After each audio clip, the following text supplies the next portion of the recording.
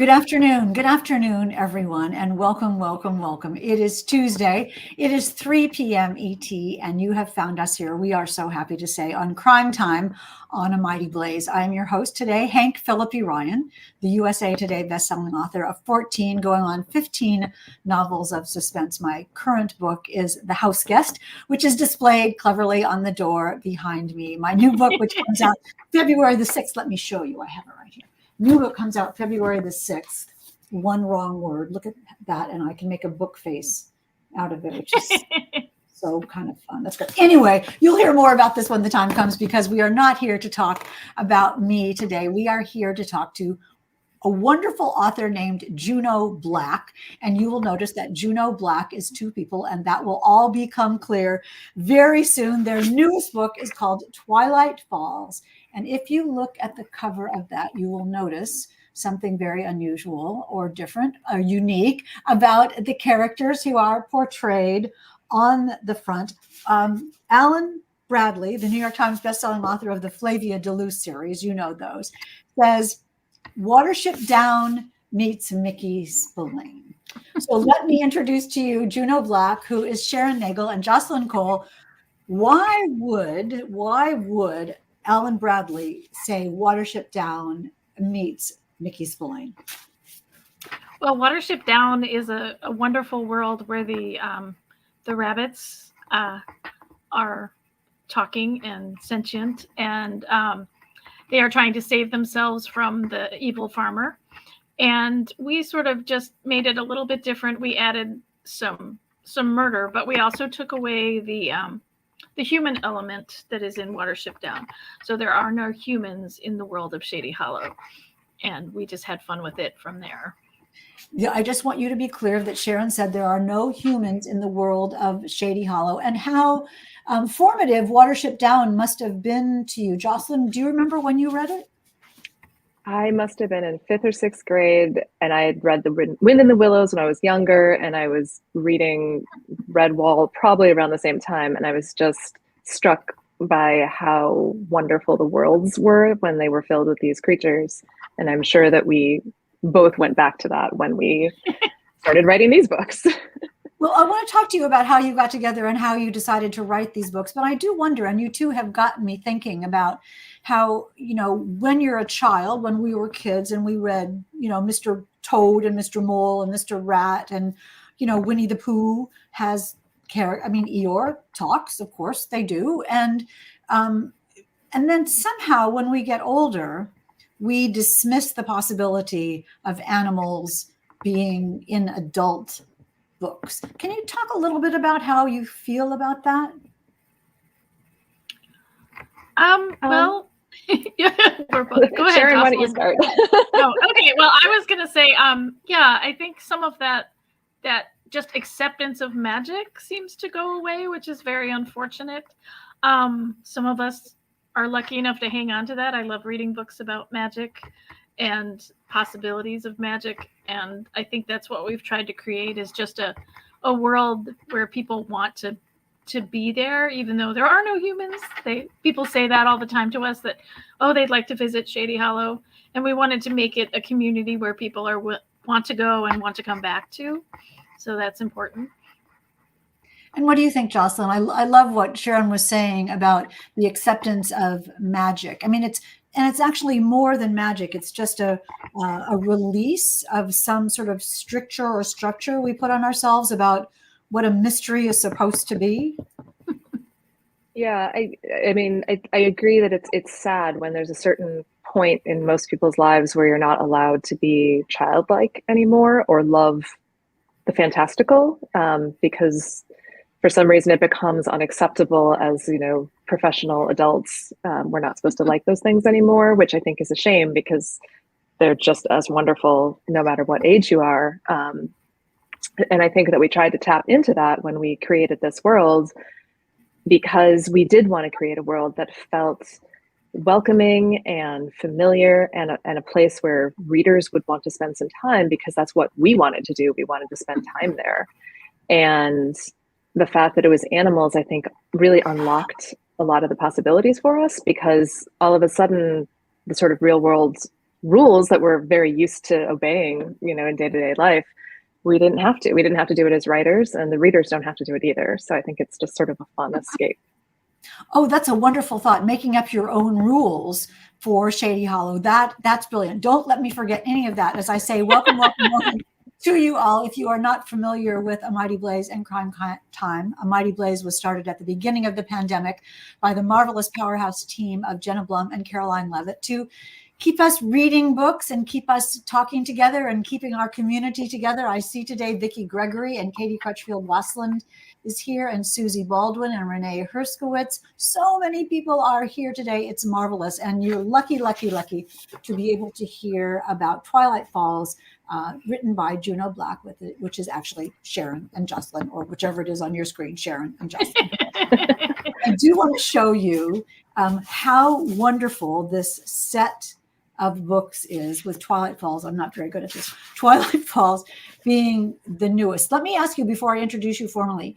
Twilight Falls is the newest, but I do think you could read them in any order. Do you think you could? Yes, I mean, each book has a mystery in itself that is solved. So there's character development, but I think that you could easily read them out of order if that is the way you want to do it. I know some people are very stringent about wanting to read series in order. I am not one of them. I love to dive into a world wherever I want to be. And I can tell you that I read the first one and the last one. I'm still reading the middle ones, and it's all fine. Absolutely, absolutely captivating. Quickly, let me tell you that Juneau Black, as I said, is the pen name of authors Jocelyn Cole and Sharon Nagel. Sharon is in Milwaukee and Jocelyn is in Philadelphia. Did I get that backwards? You did. Nope. No, you're good. You're good. No, it's fine. It's perfect. They write together. They share. This is what their formal bio says. I'm going to read you exactly what it says. They share a love of excellent bookshops, fine cheeses, and good murders in fictional form only. Though they are two separate people, if you ask either of them a question about their childhood, you are likely to get the same answer. This is a little unnerving for any number of reasons. That's what their bio says. So is it because if I ask you both about your childhood, you had the same childhood, or because you won't answer me about your childhood? Is that yeah, it's bad that we basically have the same parents, even though they are different people. We grew up with the same exposure to murder at an early age. Agatha Christie and Dorothy Sayers and Sherlock Holmes were very important in my house, as were everything on PBS. Yeah, PBS mysteries with David Suchet, and yeah, so we seem to have the same background, and our parents like introduced us to the same kind of things. How did you despite growing up in very different locations? Yeah. So how did you two meet? We met at Boswell Books in Milwaukee, which is the independent bookstore there, one of the best bookstores in the whole world. And we were both booksellers there at the time. And so, I want to tell you all that we are having, well, I'm not having, Sharon and Jocelyn are having a giveaway for Twilight Falls. So one very lucky Blaze commenter will win a copy of Twilight Falls, which we will choose at random by spinning the Wheel of Fun, as you know, at the end of the show. So leave a question or a comment. I know I named it that and everybody laughed about it. We'll spin the Wheel of Fun at the end of the show. So leave a question or leave a comment or just general adulation and approval for Sharon. Oh, yes, that's good. We'll take that. So, and we'll draw for a winner. But so now here you are in Boswell Books, and you just meet, and then what happened? Wow. Do you want to go? You want to tell? It was a very slow weeknight, and Sharon and I were both working, and our owner Daniel Golden came up to us with a box full of little finger puppets that he said, "You need to price these for the children's section." And the finger puppets were all woodland creatures. They were these adorable little tiny puppets, and there was a fox, there was a mouse, there was a bear, there was a sheep. And because we are responsible adults being paid for our labor, we decided to price them, but also play with them and give them names and occupations. And that's really where it all started. We just were having fun at work one day. That is the best story I've ever heard. I have to say. And it's so cinematic. I can absolutely see you saying, "Oh, Mr. Mouse, how do you feel?" Like, I don't know what happened to Mrs. Moose. And then still, so you're having fun testing the toys and talking, which you have to do to make sure that they're good for the customers. That's right. And still, then how did that develop into we could have a book?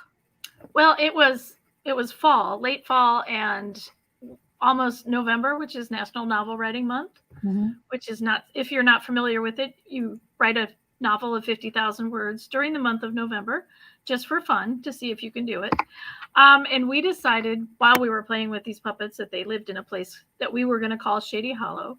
And how about if we write a story about this? So we both blatantly cheated because you're supposed to do this alone, but we each we worked together. One of us would write on odd days and one of us would write on even days, and we would send a Word document back and forth. And so at the end of November, we had an extremely messy first draft, but we had a story, and that was Shady Hollow. And that turned out to be, I'm finding the right one, and that turned out to be Shady Hollow. And now I want to hear more about this, but I want to read the author's note from the beginning Shady Hollow book. And you have these author's notes in each one, which are so lovely. So if you'll forgive me all for talking, let me just let the readers hear what you said. Shady Hollow is a tale of woodland creatures, and from time to time, the contemplative reader may pause to wonder precisely how a town functions with foxes and rabbits as tenants of the same building, or how a mouse and a moose can chat eye to eye. Keep in mind, gentle reader, that this is a work of fiction. The characters' resemblances to real creatures alive or cruelly murdered is incidental indeed. For those who feel compelled to resolve this issue before continuing with the story, you may wish to think of the characters merely as humans with particularly animalistic traits. In other words, just like you and me. With that guidance, welcome to Shady Hollow. Do you just win over how that's so irresistible? How did you decide to put that author note in? And seriously, why? Because I think it's important. Oh, that was all Jocelyn, so we'll let you tell her. First, a lot of the elements in the beginning of the book, the author's note, the cast of characters, were things that I remember reading in mysteries from like the 70s, 60s and 70s, because I'd read our same parents. I read these books that were, I was just a kid and I didn't realize that they were dated. But I loved them. I loved the cast of characters and I loved having an author's note. And I felt like it would be a wonderful way to really provide a sort of intro, like a sense of like a welcoming, here you are, like when you go to Disneyland, there's a little plaque that says you are leaving the world of today and entering fantasy and tomorrow and one other, which I forget. But like imagination. And it's great. It's like it's a permission slip. And I wanted to have something like that for our book that was really like, check your baggage at the door. You don't need to worry about reality for a few hours while you're reading this. You can just step into this world. It's going to be a little different. And once you're in, you're in. And if you're not, that's okay. You can go read another book. But, like I wanted to have that acknowledgement that where you're going is a little bit different from what you might have been expecting. And when you heard about that idea, Sharon, what did you think? Do you agree with that sort of here's your pass to imagination? Oh, absolutely. I mean, that way people know what they're getting, because not everyone is into animals talking and solving murders. If you can imagine, some people don't care for that sort of thing, and this way they know right away, right from the get-go, that what they're getting. And it is a way of setting yourself in the story and getting ready, as you say, Jocelyn, to giving them entree to a new world and sort of making it be okay that they're reading about animals. So as you said earlier, the cast of characters is also at the front of the book. And I burst out laughing even reading it because it's so Gladys Honeysuckle. Gladys Honeysuckle. As the town gossip and busybody, there's nothing Gladys doesn't know. She was the one to find the body and sound the alarm, but perhaps she already knew where to look. I mean, each one has a little précis of what happens to them in their story and who they are. How did you decide on your main characters? Can you talk a little bit about, pick anyone and tell us about them? Well, our main detective is a fox. Her name is Vera Vixen, and she is a journalist. So she is new in town, and she's sort of got journalistic tendencies as well as fox tendencies. So she's interested in everything. She's a little nosy. She wants to know what's going on. She's also a bit of a know-it-all. And all of these traits combine to make her an excellent detective. And she is one of my favorites. There was a fox finger puppet. I don't remember exactly how we decided that she was going to be our detective, but that's what we decided, and she is. Yeah. Just a lot of the characters' origins are a little bit murky at this point. It's been a number of years. I do remember that the first one that we actually named was Howard Chitters, who is the accountant for the sawmill, which is the major employer in town.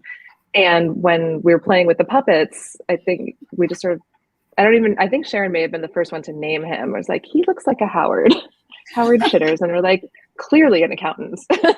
And he is a mouse. Yeah. And he is a mouse, so he's very, at first, and he does change over time, but, he's extremely, diffident. He goes with the flow, he goes about his business, and as things change in the world, he also changes. But yeah, we wanted to make all the characters somewhat resemble what you might expect from a creature, but also to have their own idiosyncrasies. Lefty is our local petty thief, who's a raccoon, which you might expect because raccoons come with a little bandit mask built in. But he's also very supportive of local theater, and he really wants his town to be a good place to live. And he really wants his crime to be the only crime, so he's very upset when there's murders. I want you to notice, I know you don't have time to look at the comments is the word I'm searching for, but people are just applauding you and cheering you. Randy William Gravitt says, I will definitely start with Shady Hollow instead of Twilight Falls. Quote, sometimes I need to check out of reality. So you will enter a new reality, Randy, of course, in this. Do you make little bios for each character? Do you have a chart of them? Or I want to say little pictures, but maybe you don't? We have a notes file, so it's not quite as elaborate as we don't have a dossier on each one, although that sounds like an awesome idea and maybe we should. Well, and the more books we write, the more characters we add because we kill people off, or creatures. We kill creatures off, so we have to add some. So then we have to make sure we're not doubling up on too many hedgehogs or not enough squirrels. It's a balancing act. And Kim says, what a fun way to decide how to have animals embody human characteristics. I remember when I was growing up, there was a Twilight Zone. You're too young for Twilight Zone. I have seen them. Oh, definitely not too young. there was a Twilight Zone where a woman was in the hospital and she was in a coma or some sort of state. And when she woke up, she saw every human being as an animal. So a nurse had a kitten face and another nurse had a snake face, and everyone was exactly, their personality. And she could really tell who they were from those faces. And this book reminded me that it was scary, but your books remind me in a very sweet way of you're tapping into what we already assume these creatures will be, which makes it easier to read about. But what you do that's even more clever, I think, is that these are murder mysteries. These aren't silly little twee little books. They're fun to read and they're incredibly imaginative, but they're also murder mysteries. How do you balance that and juggle that you're writing a book that anyone could read, anybody, an adult could read-ish? You have to make it cute will not carry it, is I guess what I'm trying to say. It has to be a good story. Well, we have sort of been classified as cozy mysteries, which we didn't realize when we were writing it. But So most of the murder takes place off the page. There's nothing too heinous or forensic detail that is too awful to read. And our main detective is also amateur, so we do have police bears that are in the story, but the main detective is an amateur, which is another aspect of cozy mysteries. So yeah, there's nothing too brutal happening that tweens could not read. I mean, Criminal Element, let me read this. Criminal Element says an absolutely delightful cozy read, which is, and a cozy mystery, as you say, has no graphic violence on the page, no violence on the page, and it's in a small community, and there's an amateur person who is following up on the crime. But Criminal Element also says a remarkable empathy is also on display in these pages, putting this book firmly in the category of heartwarming reads despite the murders. So again, it's that balance that do you write the murder story first, or do you write it via the characters? How does that unspool? It's funny you should ask that. When we started writing Shady Hollow in particular, we did not know who the killer was when we started. We discovered that in the course of writing, hence the messy first draft. And we went back and we layered in the clues and built sort of reverse engineered the crime. And we've done that to a lesser extent in later books. We've started out with more of a plan for the other books in the series. But for us, it is very much a process of discovery, and the characters are really important. So when we focus on the story, like the mystery plot is very important. Obviously, it's a mystery, and we want it to feel like a puzzle.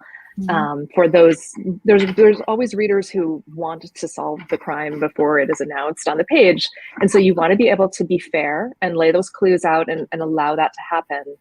But for the readers who are just sort of happy to go along for the ride and don't need to be trying to figure it out before the sleuth does, we want it to feel like it's an engaging story and you're not just reading it to get the plot point. So it's really important for us to balance those characters and have the emotional beats feel authentic and real, even though it is a bonkers premise.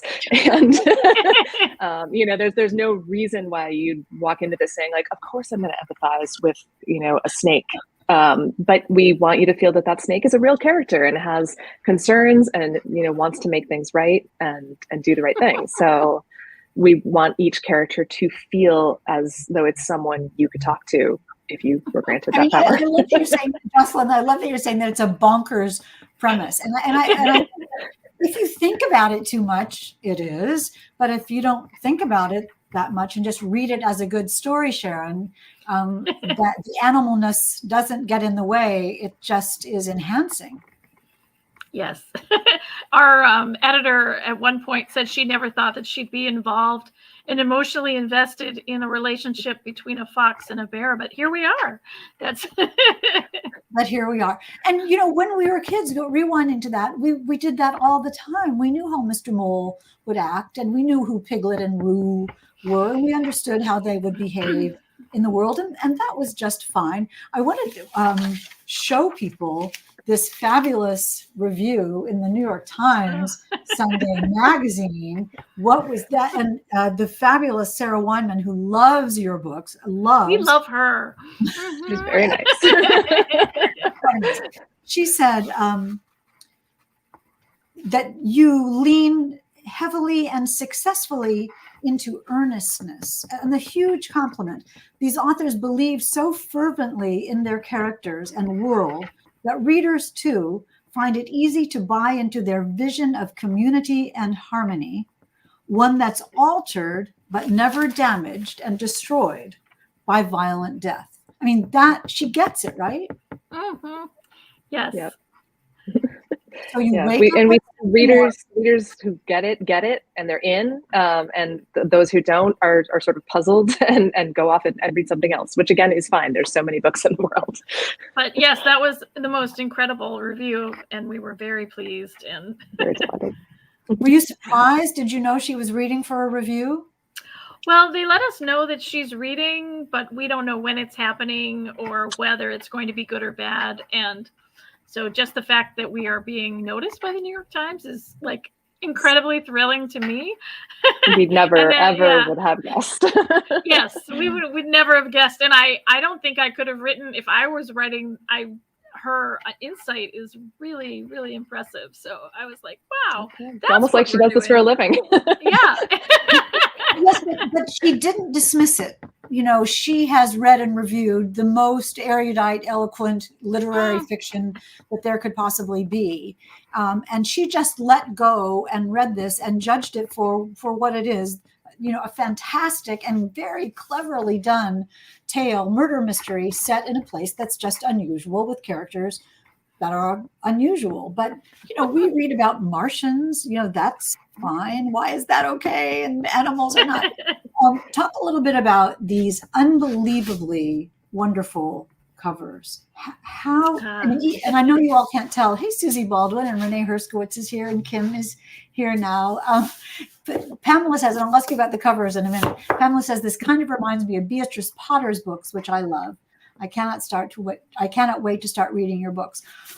I wonder if people, when they hear about this and think about it, start realizing how many books they actually have read that have animals as characters. I mean, certainly from childhood, I think it is rarer, but I think there are definitely some books where it might just be a character or this happens a lot in cozies, especially where there's like a psychic connection with a cat or a dog, and like that becomes a character, and they're just as real and just as important as the human characters in those series. So I think just to take it one step further, where we remove all humans from the world and just make it all animals, can still, you know, it still works. And I hope that, you know, that we've made it okay for people to think about this again as like, you can absolutely make any kind of world you want. And as long as you know, make a commitment to writing the best book you can and having like consistent internal rules, there is nothing that makes one world more legitimate than another. I love that about consistent internal rules. Sharon, how do you two decide how Shady Hollow will work?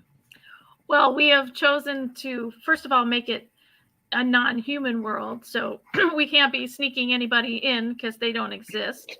And there are also specific rules about things in the world. Like it's sort of like almost set like loosely in the 1930s, if you will. So there aren't any vehicle, there aren't cars, there aren't computers. So everything's just a little bit removed from that. And once we commit to that, we have to follow those rules because we made them up. And we want the world to be consistent. And that is, sometimes we slip up and forget about that. And by that, I mean me, not Jocelyn. But we try to remember. And we also, there's something about, we don't want to use like the word handkerchief has hand in it. Nobody in this world has hands. They have paws. So we have pawkerchiefs. And that's another thing you forget, how many words there are. There's no chairman of the board. You know, there's, you know, we have to, it's interesting how just, you know, human centric our language is. I mean, not interesting, it's obvious, but you know, when you're writing, you suddenly run into all of these things, and like on an editing path, yeah, like, oh, can't do that, can't do that, can't do that. No, I can't put my finger on it or under my thumb or that kind of thing. Yeah, wow, all those that things. is very, very, very complicated and very, very, very, very wonderful. The other thing about the rules is that one of the things that Pamela Fry Priest is saying, pawkerchiefs, very cool. And Renee was asking, do you have any words with man in it, which you were talking about? There's no chairman of the board. Chair bear, or maybe of the board. Chair creature, or just chair. Or yeah, just chair, I will rewrite an entire sentence so I don't have to use that one word. No, that's good. I think one of the basic tenets in writing mysteries, especially, is to ask that an author would ask themselves, what would a person really do here? What would they actually want here? And what would they do to get it? How do you handle that when it's like, what does a badger really want, or a frog? I think it's more of a character analysis that we're doing rather than the whole species as a general rule. So that maybe that makes it easier. What would Howard Chitters do in this situation? He does not represent all mice in the world. He just is himself. So that is all we have to worry about. Yeah, and it is a world that has, the animals hold jobs, they have families, they have needs that are very similar to humans. So we're trying, a lot of, as with many murder mysteries, motivations are jealousy. They could be money. They could be, professional rivalries. A lot of those we've put into the story, despite the fact that it's animals and not people. But they're often motivated by extremely familiar issues.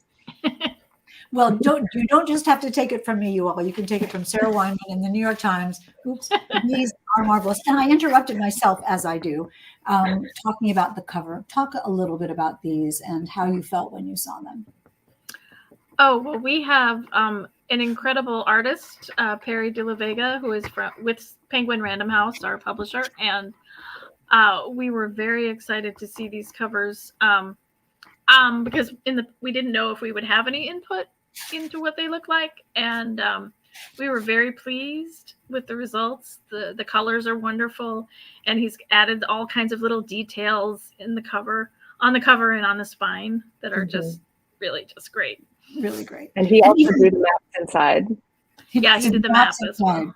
I saw the map behind you, Jocelyn. Is that a map of Shady Hollow? It is not. It is, as I lean the wrong direction, it is actually just Griffith Park, which is a place that is near and dear to my heart. So you had me believing. You had me believing it was Shady Hollow. Maybe someday I'll have a Shady Hollow map. He could make you one. I mean, that would be a good Christmas, a good holiday card for you to send out. I'm just marketing you now because I absolutely love these so much. Let me ask my final question, and then we'll take some from the audience. And I see that there are a lot of great ones in the audience.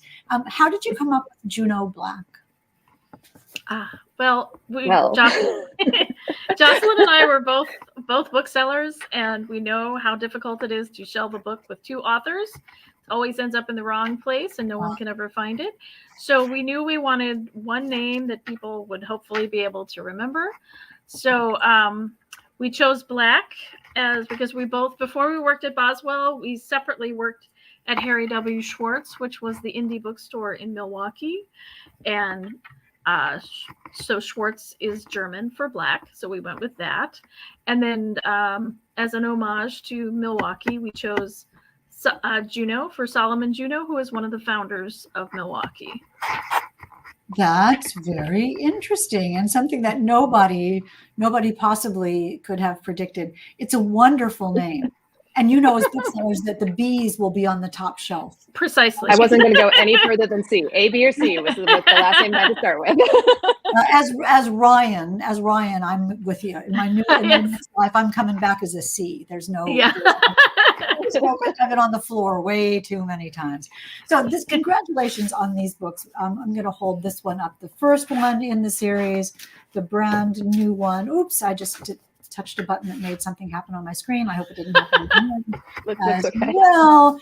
Okay, and the newest one, Twilight Falls, which is just out. I mean, look at those little creatures on. They're so cute. It's cute. It's cute. Anyway, let's take some questions. I'm sorry to just gush over the cuteness. And they're gush away. Gush away. Yes. They're very good stories too. It's not all cuteness. It is very solid mysteries that hold together, and they're fair and they're lovely. Agatha Christie would applaud. What animal? What we will talk about. Okay, Vicki Gregory says, "What would you say to writers who want to collaborate on a novel?" Great question, Vicki. Was there a learning curve? I mean, it's going to be different for every pair or group of people. I've definitely encountered other writers who write together, either like twos or threes sometimes. It very much depends on each writer's strength and interest. Some people might want to only draft. Some people might want to only edit. Some might want to do one character, or, again, it depends on the project. But I would say just try it. And if it works and you develop the system, you can keep going. And if it doesn't, you had a fun project that you don't have to continue it. So there's really nothing better than just sitting down and trying it. What do you think, Sharon? Well, I think it helps to have a partner, like when things dry up or you have no idea where you're going. It is very helpful to have someone to bounce ideas off of. I feel that Jocelyn and I are actually a little bit wittier together than we are separately. And so we have the same sort of snarky sense of humor. And it works for us. So yeah, that reminds me. When you talk about your wit and snarky sense of humor, comes through gorgeously in these novels. The dialogue is hilarious and wonderful and subtle and great. Do you work on that together? Or how do you act them out with your finger puppets still? No, not so much anymore. And a lot of it is editing. We start out with one idea, and then because we are kind of our own little writer's room, we can work on it and refine it. And I am more of an editor than I am a drafter, in the sense that the only reason I write a draft is so I can edit it. That's where I find the most satisfaction in writing. So to me, I don't mind like rewriting something 3 or 4 times to get the words right. And so with a little dialogue like that, I'm like, well, would he say that? Would it be pithier? Is he, like if it's Orville, he's going to grunt a little bit more. If it's Howard, he's going to talk faster, so you really want to feel like each character is speaking as if you were, watching it on TV or something like that. Like the voice should sound unique to the character and not just the same, no matter who it is. Yeah. It comes across very seamlessly, I have to say. It's so much fun to read. Who else has a question? What type of books do you each prefer to read? Asks Renee. Hey, Renee. What are you currently reading? Oh, okay. Well, I used to read a lot of literary fiction when I was a bookseller. During the pandemic, I became really interested in things with happy endings. So I started reading more romance, and I've always loved mysteries. I still read mysteries. And currently I am reading Wellness by Nathan Hill, which is a giant, huge literary fiction book, but I like to intersperse after that. I'll have a palate cleanser of a little light romance, and so I go back and forth all over the place. And Jocelyn? I am actually trying to go. I prepared for this question today. I am trying to go back and read some more older crime that I had missed, like 30s, 40s, 50s. So this is actually a reprint series called Crime Classics. Helen McCloy, who I think was actually one of like the first presidents of Sync, I want to say, or maybe different. Might have been Mr. Rise America. I get them confused. And it is this wonderful, like, psychological thriller. It's almost not even a whodunit. It's a what's going on done-it.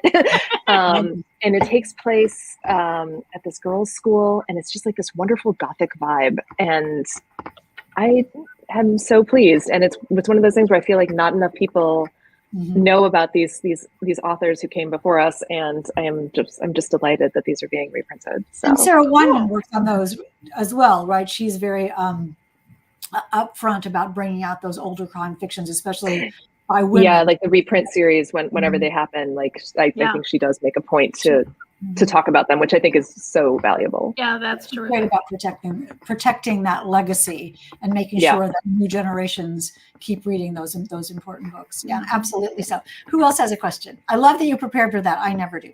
How did you come up? Katie Crutchfield Westland. Hey, Katie says, how did you come up with the character names? You must laugh and laugh. Well, the idea was we want them to be sort of like the animal in themselves, but not too obvious. So in terms of Howard Chitters, we, rather than have him be, Mr. Mouse, we wanted him to have, the sound. Sorry, I'm losing my voice. The sound that mice make. So it's I have a great deal of fun with this. I like coming up with the names.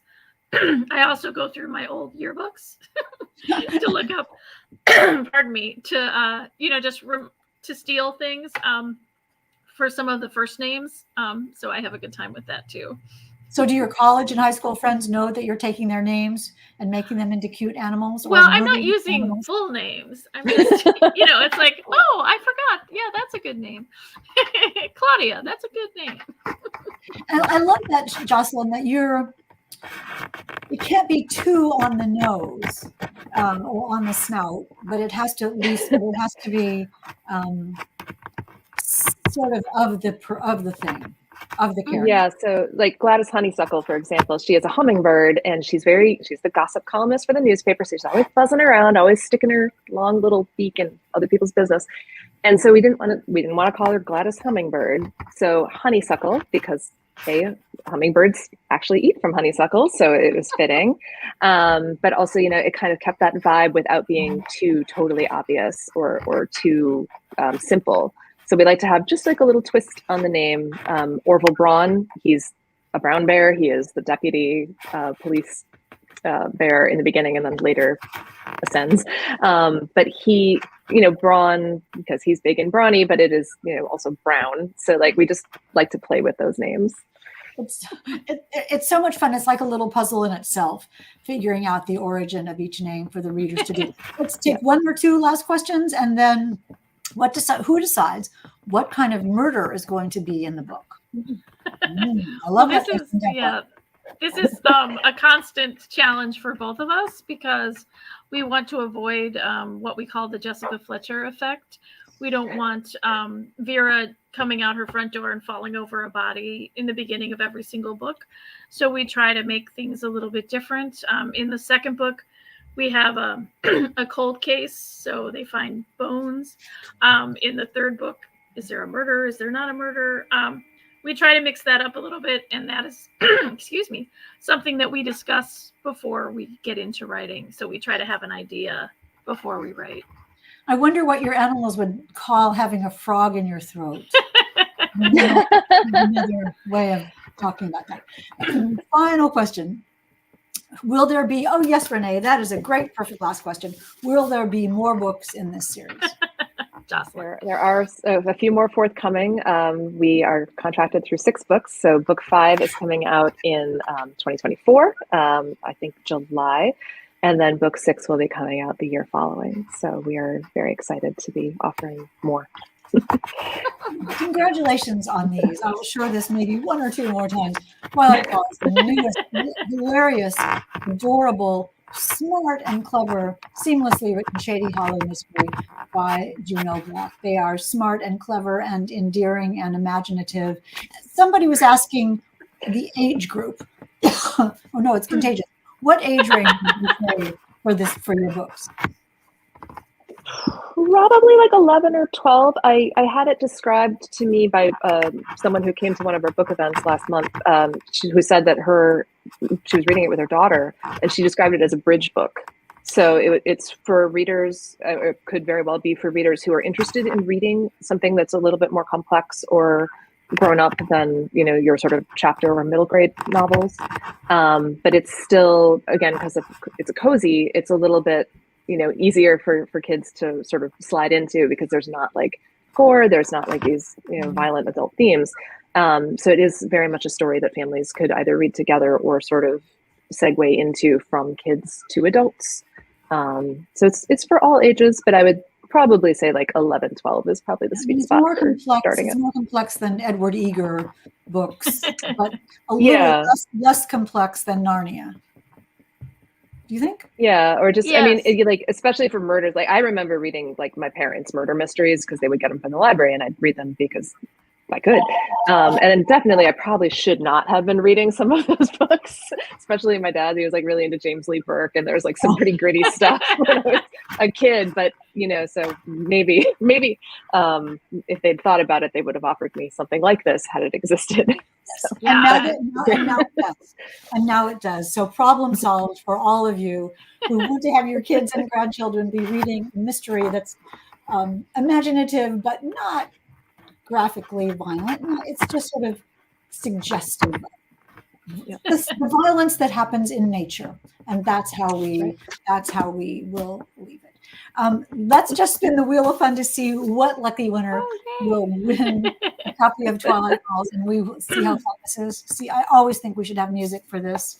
We'll just have to hum and wait and see that the winner will be Vicki Gregory. Hooray. That's marvelous, Vicki. So you know what to do. You'll get a little bit of info to contact me, and I will contact Karen Belovich, the executive producer, and she will contact Juneau Black's publicist, and Juneau Black's publicist will contact Sharon and Jocelyn, and then you will get your book, because that's how publishing works. Because we all have people. We all have people. A lot of people, which will wind up with you getting your copy of Twilight Falls. Sharon and Jocelyn, congratulations. Thank you. Oh, Thank thank you. you We've so had much. a lot of fun so far. I'm sure you have, and it's a lot of fun to read. And you all, speaking of a lot of fun, well, a different fun, because we're coming back in 15 minutes with our next author. And as they say on Monty Python, and now for something completely different, we have Nalini Singh, There Should Have Been Eight, which is a deeply disturbing, in a good way, psychological thriller. Nalini is coming to us from New Zealand. So we have all different kinds of experiences for you here on Crime Time on A Mighty Blaze. And we are so pleased that you are here today to share those with us. So go get a cup of tea or coffee or lemonade or wine if it's your time zone. And we'll see you in about 15 minutes for Nalini Singh. And until then, remember, it is always safe inside a book. And we'll see you next time.